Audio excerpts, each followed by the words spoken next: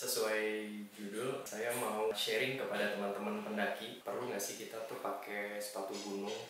Kayak simpang siur mengenai informasi mengenai pemakaian sepatu gunung trail dan sepatu gunung yang konvensional yang besar. Nah, saya bawa contoh nih, ada dua.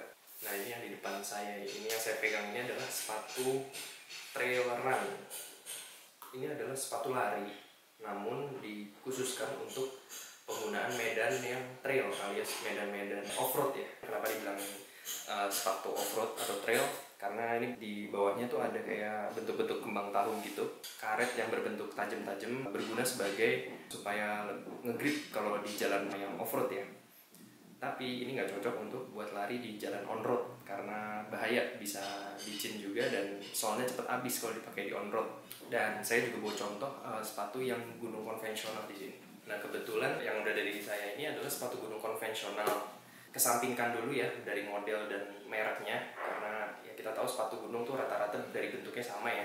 Jadi sepatu gunung tuh dia memang didesain untuk mendaki karena dia keunggulannya dia tahan banting, tebel, keras, dari bahannya juga mantep. Biasanya kalau sepatu-sepatu gunung yang proper itu dia punya bahan waterproof atau WP yang disebut waterproof. Dia itu punya ankle support yang nggak dimiliki sepatu-sepatu pada umumnya.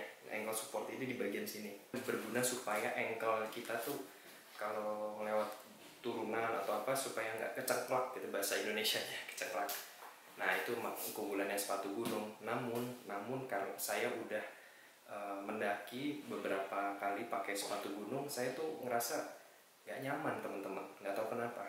Terus saya akhirnya browsing, terus lihat di forum grup dan baca-baca dari referensi luar negeri. Ternyata khususnya di Amerika ya, pendaki gunung itu udah beralih ke pendakian model ultralight. Pendakian ultralight itu bukan hanya untuk sekedar gaya-gayaan teman-teman, tapi untuk menunjang hobi mendaki kita, jadi supaya lebih enak mendakinya gitu, jadi lebih nyaman, jadi kita lebih mendapatkan kenyamanan. Jadi ketika kita naik gunung kan kita udah capek ya badan ya teman-teman, pasti teman-teman juga ngerasain sih.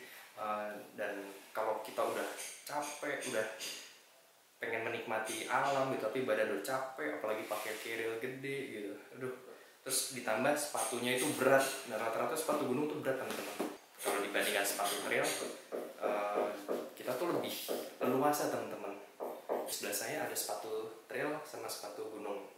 Nah, kalau sepatu trail itu dia keunggulannya dia ringan teman-teman. Terus dia kalau kena basah itu cepet kering.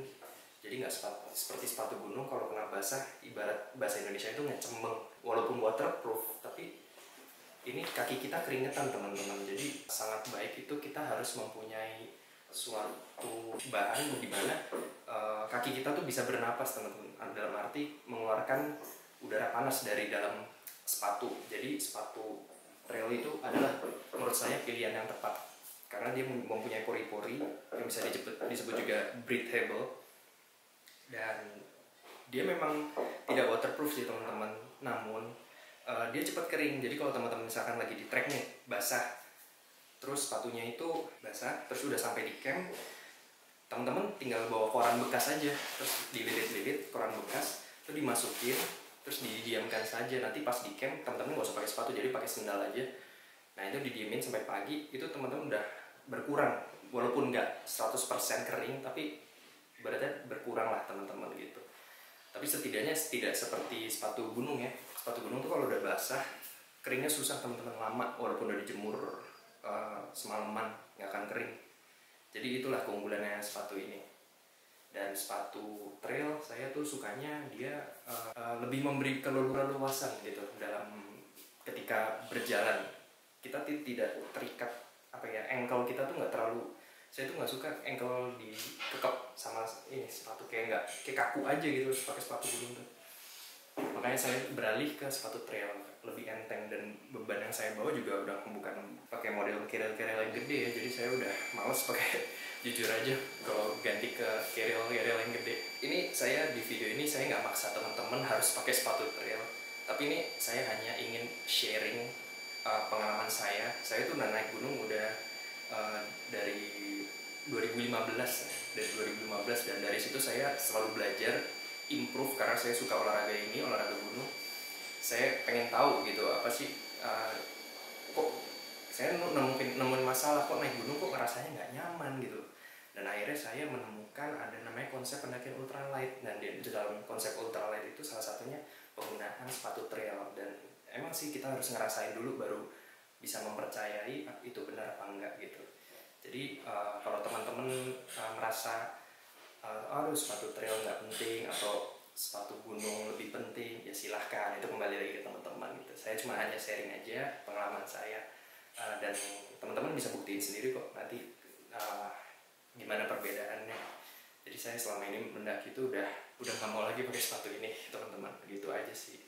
Oke, mungkin teman-teman itu aja yang bisa saya sampaikan di video ini. Bila video ini bermanfaat, ditekan tombol like ya buat dukung channel ini. Mudah-mudahan saya bisa terus berbagi manfaat buat teman-teman dan memberikan pengalaman-pengalaman saya selama mendaki gunung yang lebih bermanfaat.